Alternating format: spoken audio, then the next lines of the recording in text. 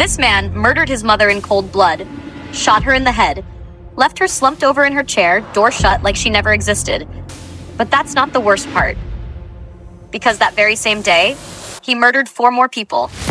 His wife, his teenage daughter, his 2 sons. One by one, he executed them in what would become one of the most chilling family annihilations in history. And then, he vanished. For 18 years, John List was a ghost, living a new life with a new name in a new town, like none of it had ever happened. Like those people, his own flesh and blood, had never even existed. And the way he got caught? Oh, you're not going to believe this. It wasn't fingerprints. It wasn't a witness. It wasn't even guilt catching up to him. It was something far stranger. Something he never saw coming. But before we get there, let's go back. Let's step inside that house, inside his mind. Let's try, just for a moment, to understand how a man could do something so monstrous and then sit down and eat dinner like it was just another Tuesday. John List.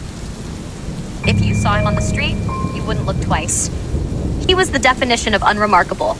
A war veteran, a devout Lutheran, an accountant with a master's degree, crisp suits, polished shoes, a man who believed in order, discipline, rules.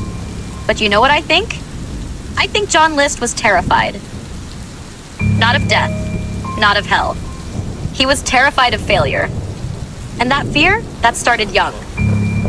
His mother, Alma, was, well, let's just say she had him wrapped so tight he probably didn't breathe without her permission. She worshipped him, but not in a loving way. More in a, you belong to me and you will be perfect way. She kept him close, too close. Smothered him under the weight of expectations so heavy he never learned how to live without them. And then came Helen. She was different. Beautiful, bold, social, a little older, a widow. When they met, she was the opposite of everything John had ever known. She had been married before, she had a kid, and she had something else too.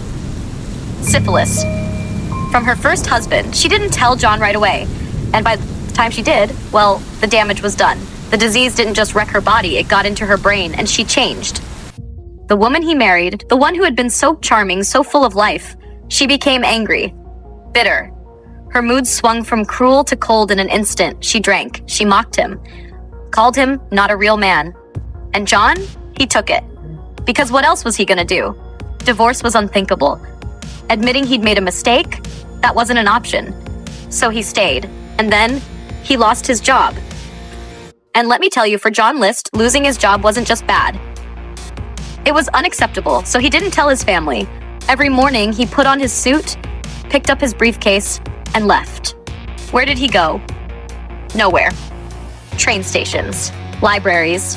He sat on benches, staring at newspapers, pretending to be a man who still had control over his life. Meanwhile, the bills stacked up, the mortgage loomed. And then there was Patricia. Patricia, his 15-year-old daughter, had dreams of being an actress. Actress. You have to understand, for a man like John List, that was the same as saying she wanted to be a prostitute. She started talking about the house, saying she could feel something there, that it was haunted. And honestly, maybe not by ghosts, but by something worse. John List was unraveling, and in his mind, there was only one way out. Not bankruptcy, not asking for help. No, if they died now, he believed, they would go to heaven. And he would save them. November 9th, 1971. It was time. He had written the letters, emptied the bank accounts, picked the music, classical, elegant, something to fill the silence. Helen was first. She sat at the breakfast table, sipping coffee.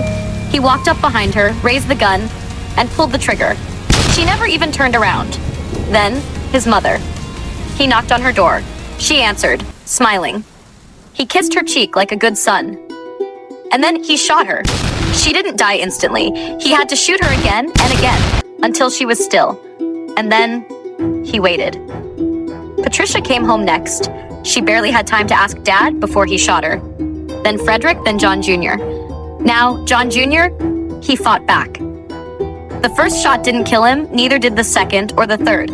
It took multiple bullets before his body finally gave out.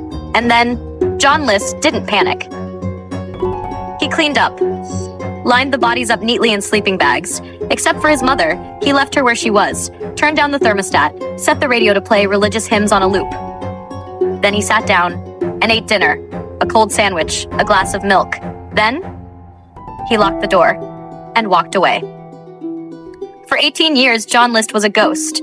He became Robert Clark, moved to Colorado, got a job, a new wife, lived a quiet life. And he almost got away with it. Almost. But then June 1989, a TV show, America's Most Wanted, a forensic artist creates a bust, an aged prediction of what John List would look like now. And let me tell you, it was dead on. The glasses, the high forehead, that same cold, dead stare. A neighbor saw it, called the FBI. And just like that, after 18 years, John List was caught. In court, he showed no remorse, said he did it for their salvation, that he believed God would forgive him, but the jury didn't.